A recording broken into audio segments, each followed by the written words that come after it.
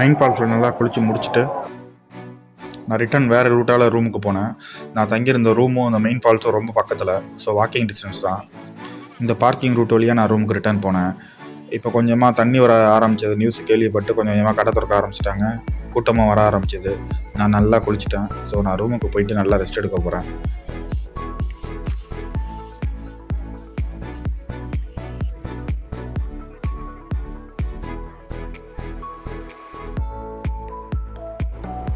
அதுக்கப்புறம் மார்னிங் ப்ரேயரை முடிச்சுட்டு என்னோடய பேக்கிங்லாம் எல்லாத்தையுமே எடுத்து பேக்லாம் பண்ண ஆரம்பிச்சிட்டேன்.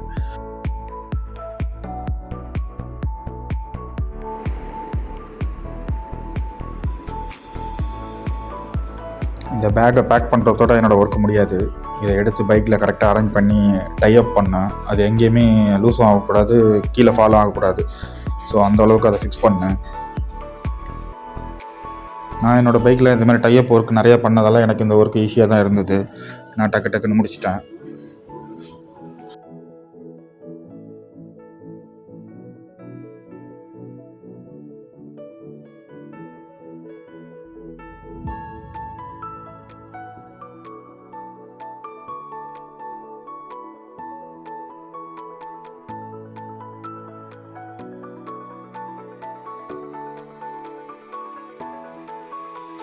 இதெல்லாம் நான் பேக்கிங் முடிச்சதுக்கப்புறம் உள்ள ஃபோட்டோஸு.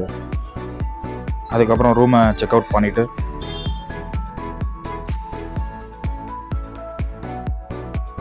அதுக்கப்புறம் நான் போன இடம் தான் ஃபைவ் ஃபால்ஸ்லேயே சாப்பிட்டுக்கலான்னு முடிவு பண்ணேன்.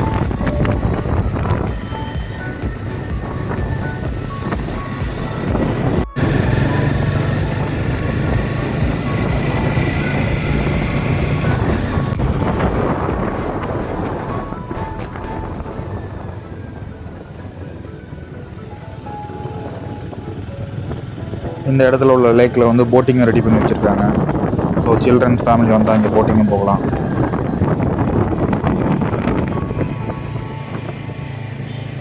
ஃபைவ் ஃபால்ஸ் மார்னிங்கே நான் அரைவ் ஆகிட்டேன். ஸோ ஃபைவ் ஃபால்ஸை பற்றி நான் என்னோடய அடுத்த வீடியோவில் போடுறேன். சப்ஸ்கிரைப் பண்ணாதவங்க சப்ஸ்கிரைப் பண்ணுங்கள், லைக் அண்ட் கமெண்ட் பண்ணுங்கள். உங்கள் ஆதரவு எனக்கு தேவை.